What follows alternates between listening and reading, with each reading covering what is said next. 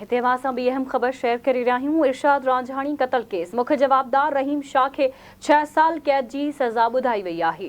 कराची जी ख़ासि अदालत केस जे मुख्य जवाबदार के 6 साल कैद की सज़ा ॿुधाई। जवाबदार तौर नामज़द DSP शौकत शाहानी और सब इंस्पेक्टर रियाज़ आमिर भी ॾोही करार ॾिना विया, जॾहिं त ख़ासि अदालत इरशाद रांझानी के क़त्ल केस जो फ़ैसिलो ॿुधाए छॾियो आहे। ब्रेकिंग न्यूज़ आहे, मां सां शेयर करे रहिया आहियूं। इरशाद रांझानी क़त्ल केस मुख्य जवाबदार रहीम शाह के 6 साल कैद की सज़ा ॿुधाई वई आहे। कराची जी ख़ासि अदालत केस जे मुख्य जवाबदार के 6 साल की सज़ा ॿुधाए छॾी आहे। जवाबदार तौर नामज़द DSP शौकत शाहानी ऐं सब इंस्पेक्टर रियाज़ आमिर भी ॾोही करार ॾिना विया आहिनि। ख़ासि अदालत इरशाद रांझानी के क़त्ल केस जो फ़ैसिलो ॿुधाए छॾियो।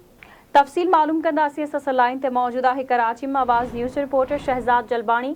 जी शहजाद, छा तफ़सील आहिनि, आगाह कजो।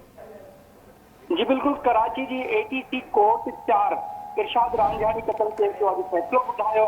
कराची जी ATC कोर्ट पारां इरशाद रांझानी जेको उनखे बेकसूर मारियो वियो हुयो, उनखे थोरो ॼाणाए मारियो वियो हुयो, उनजे मुख्य जवाबदार खे 6 साल कैद जी सज़ा ऐं 1 लख ॾंड जी सज़ा पिणु ॾिनी वई आहे।